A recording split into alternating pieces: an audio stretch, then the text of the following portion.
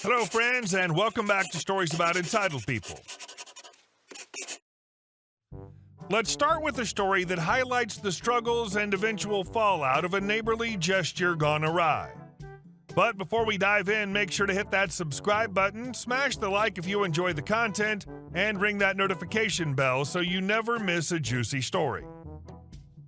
Entitledparents says, free ride, not good enough. Happened a couple of years ago. New family moved in, couple doors down, with son same age as my youngest. We live in the boondocks 3 kilometers from the nearest school bus stop. All parents drive their kids to the stop and wait in the car until bus comes. There are no streetlights with bears and cougars. After a while, we got to be friendly. Even though the mom was loud and spoke aggressively, the rest of my family didn't like her, and we discussed our transportation plans. I'm lucky enough to have a brother with a disability who takes my kids to the bus when my husband and I work. My neighbor, EN, entitled neighbor, asked if my brother would consider picking up her son as well on the way by, and she'd pay him $20 a month. He agreed and was feeling pretty proud of having a job. 2 months later, he told me she offered to pay more, $40 a month. He was very pleased about that. Being in the boonies, we had to drive down their very dark, narrow driveway, then turn around in a very small area in front of their house to go back out. It was difficult.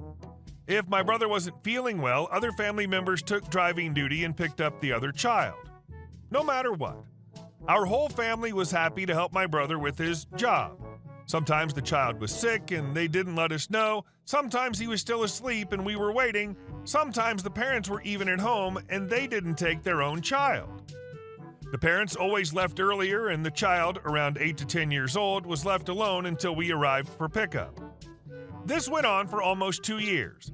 The second year, she contacted us and offered to bring over a cheesecake at Christmas time to thank my brother. I said that was very kind, but she didn't have to. I'm sure my brother would like it. I can't eat dairy, but very kind. She said non-dairy. I said again, not necessary, but a kind thing. She never brought over anything, not even a card.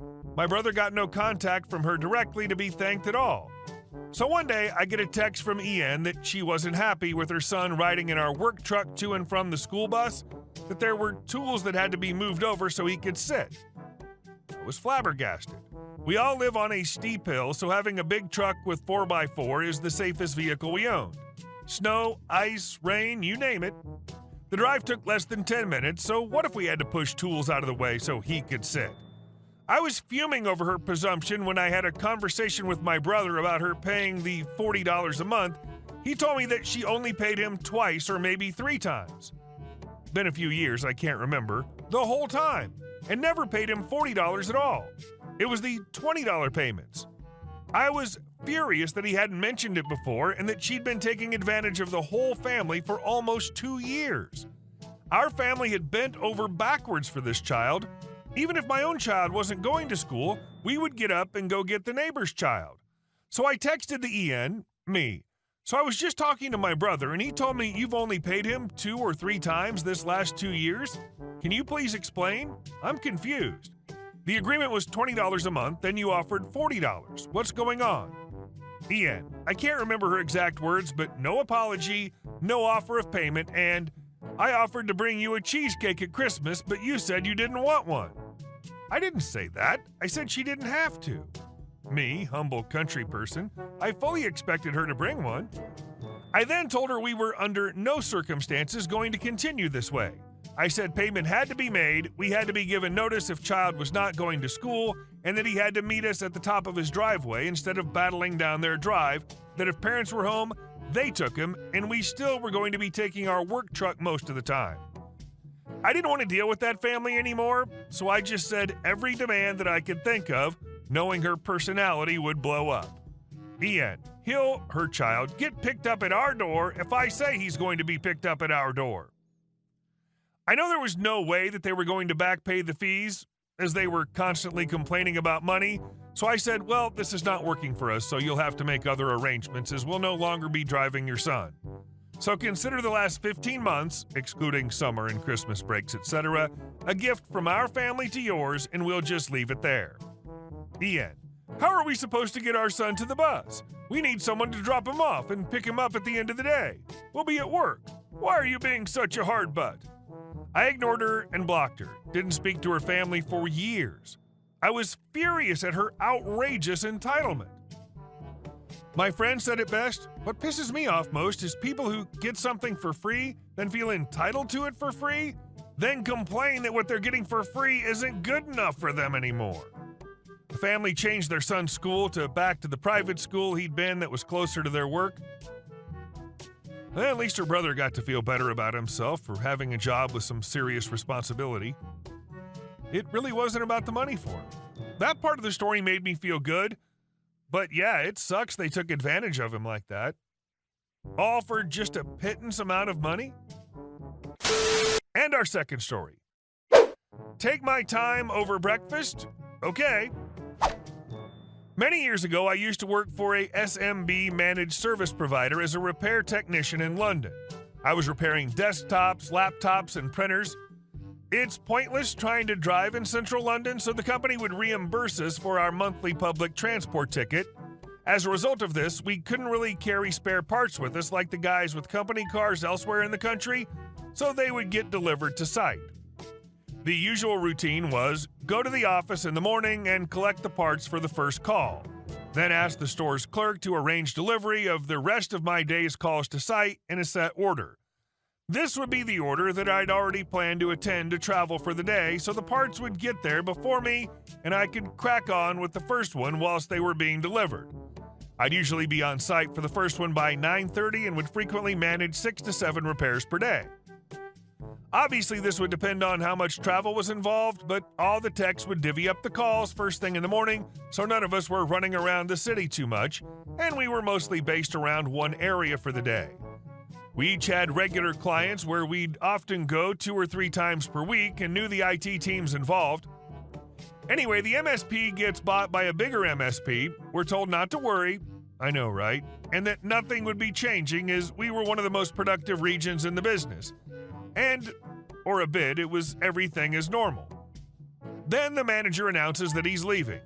I bumped into him about a year later at random. He said this was due to politics. A new Golden Boy manager is parachuted in from up north to transform us. Apparently, we might be the most productive team, but we weren't the most profitable. He devises several methods to decrease costs and raise profitability. First off is the closure of the office and relocation of the stores to somewhere central. This is basically the other end of the country, so shipping has to be done the night before. Us techs are none too happy about this. Second, he wants us all to use cars, our own cars. He can't force this as the travel ticket is written into our contracts, and he can only change the contract with our agreement. To a man, we say no. What he can do is change the shipping routine. The new process is that parts will be delivered to a commercial locker at locations in the city, and we have to go and pick up the parts before heading to our first call.